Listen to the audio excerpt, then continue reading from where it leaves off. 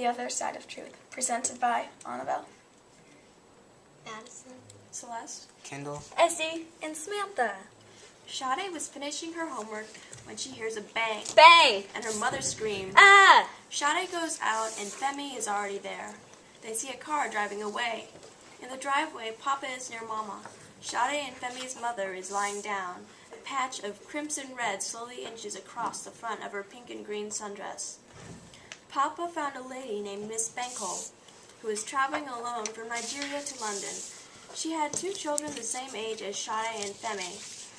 Miss Bankole smuggled the children into London with her, but after they reached the airport, Miss Bankole ditched them, leaving Sade and Femi alone. Where should they go? What should they do? Sade and Femi decided to try and find where Uncle Del worked, the London University. They knew this was the best decision, because they knew Miss Bankole was supposed to take them to Uncle Del after arriving in London. Sade and Femi watched the bus come to stop and asked the driver where the university was. He assured Sade and Femi he'd tell them when to get off. When they go to the university, Uncle Del wasn't there. Oh no! Or at his house. Oh no! It was already getting dark, but they still walked. So after it got so dark that they couldn't see, and a homeless person stole their bag, they went into a video store.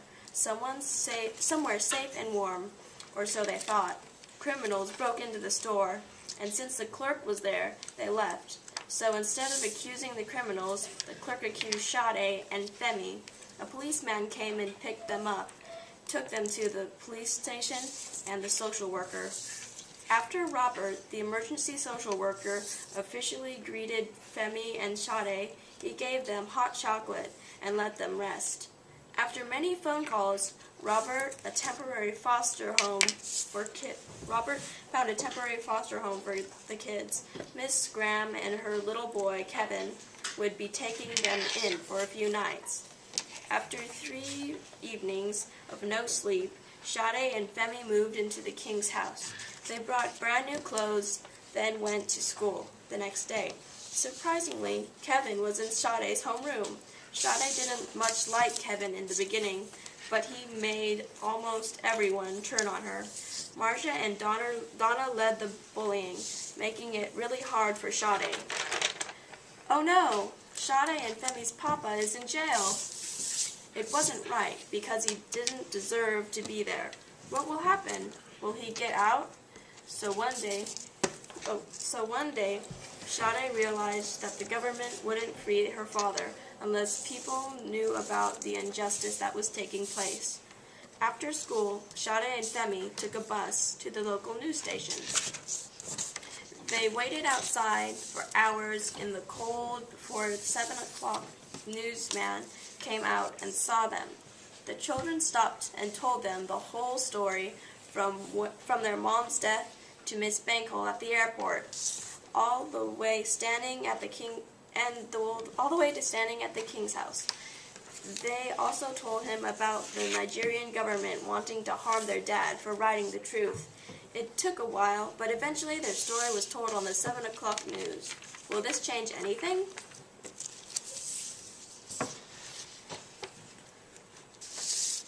There are many themes in this story, but the 2 that really stand out as the most important.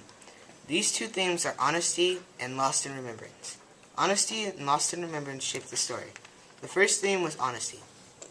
In the beginning of the story, Lauren's honesty about the government and his journalism led to the entire adventure in London.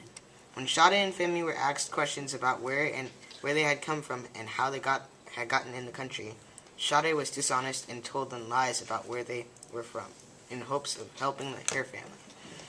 Telling their complete story, telling their honest story to the newscasters ended up benefiting their dad. The author's message about honesty is being honest can both help and hurt you in different situations.